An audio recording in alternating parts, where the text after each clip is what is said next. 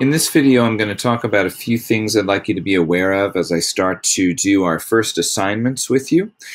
First of all, let's start with scales. This week, we're all going to be working on a new section of our assigned music, and we're also going to get a new scale. So let's just go first with the 6th grade. I'll go quick through that because we don't have to navigate around as much. I just want to show 6th grade real quick because this is the same video for everybody right now. 6th grade, your book, of course, String Basics. It's book 1 for the beginners and book 3 for the experienced students in the Specials 2 class. And if you want to review anything from the Specials 2 class, you can go to book 2. Now we're going to go ahead and search the other book we're using for scales for all of the older students, Habits of a Successful String Musician. And we're going to be doing C major and D major. I already gave you D major, so you would be doing that in here as well, and add C major to that, and this will be in your assignments on Google Classroom. Remember that when you scroll down, you want to go to Roman numeral 5, and all of the keys are in order from no sharps and flats, C major, to 1 sharp, which is G major, and then 2, which is D major. So they're all pretty close together once you get down to that area. So if you click in to any of these, it'll take you where you want to go. And of course, just mind which one you were assigned. Were you assigned 1 octave? Were you assigned 2 octave? Or were you assigned 3 octave? Now, let's go ahead and spend a quick second here looking at tempo. Just make sure we understand what the tempo expectation is while you're practicing and what your realistic expectation of yourself should be. Now, my advice to you is not to do this tempo, and we're going to play 120 beats per minute. You can see it in the left-hand side right there.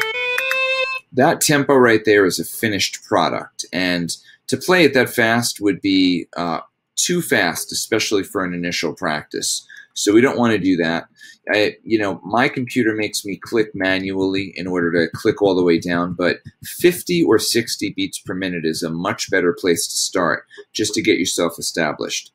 You will remember an earlier scale video, a practice video that I posted prior to Smart Music. I suggested doing half notes up and down, and then quarter notes, and then eighth notes.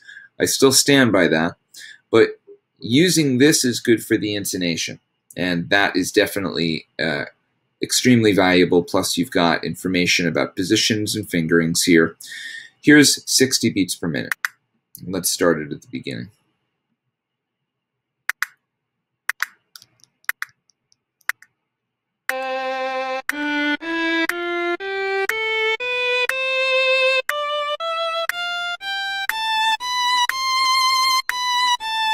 And you get the idea there. So my recommendation is that's where you should be starting.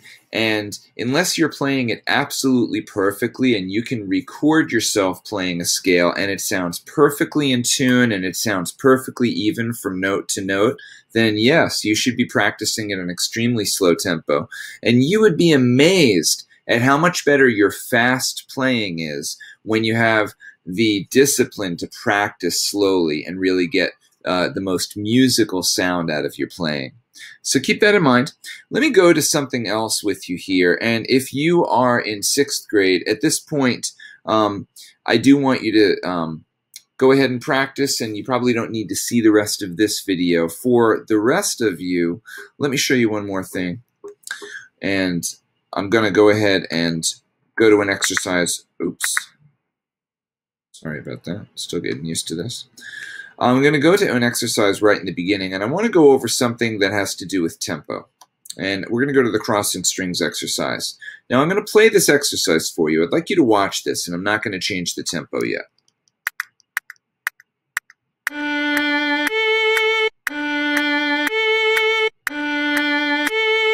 It's going to repeat each measure, but let's watch as the tempo gets faster. Imagine yourself playing this and what it would be like to change strings this fast while slurring. 16th notes will seem very fast. This is all in one bow, by the way, as you can see. Then we do some different bowings here. And I think you get the point. The main point I want to make here is with an exercise like this, use this as an example for anything you play in life. If you can't play the fastest part of this at 120 beats per minute, which is what the tempo on the left-hand side says right here, then you need to slow it down until you are comfortable, until your muscles feel relaxed, and you're playing smoothly and musically this fastest part. And however slow all of this has to be relative to that is what you need to do. And that's what I'm talking about when I say discipline to practice slowly and effectively. So let's actually go ahead and slow this down, and let's see what these 80 beat per minute 16th notes sound like. I'll start it right on the 16th notes.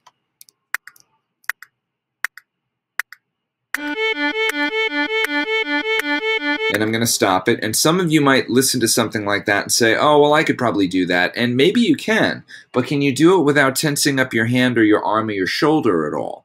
Can you do it in a perfectly relaxed way where you feel completely in control of your bow? If not, then look at what I'm doing. I'm reducing the tempo on the upper left-hand side, and I'm going to go all the way down to 50. And let's see how that sounds. I'm going to start it right again at the 16th notes. Imagine yourself playing this tempo.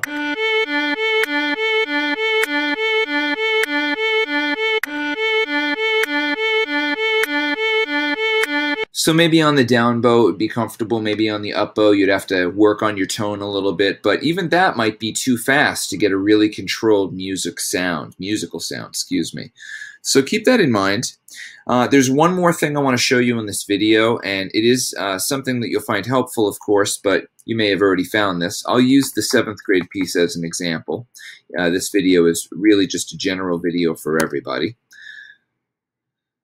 And I want to show you page turns and just navigating around the piece. I'll just use any part for right now.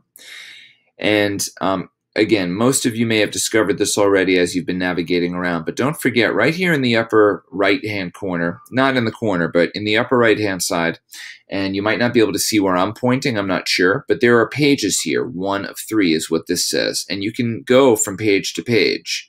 So make sure you utilize that as something that you have the ability to do, so you're not just stuck in one area, or that you don't always have to start at the beginning or this page, and you can just scroll up and down every page right here. So that's an important point. The last thing on this video I want to talk about is this thing right here. If you don't see where I'm pointing right now, I'm looking at my menu right next to where it says Smart Music, and right on the right hand side of where it says Smart Music and the left hand side of my browser I see Tracks, My Takes, Assessment, Loop, Display. And in the live session I'd like you to just please tell me, and I'll try to remember to ask you, do you have a print option with your premium accounts? If you do, you can print this out and have a paper copy, and you can mark it up and practice it or write on it, but you know, try to avoid writing letter names of notes when you're reading the music, only when necessary. Okay, thank you very much for watching this video. Hopefully just knowing how to navigate with the page turns and things like that was helpful. Hopefully you're thinking a little bit more carefully about your tempo and how you're going to play your scales. Remember, slow is quality over quantity. Thank you, and I'll see you in the live session.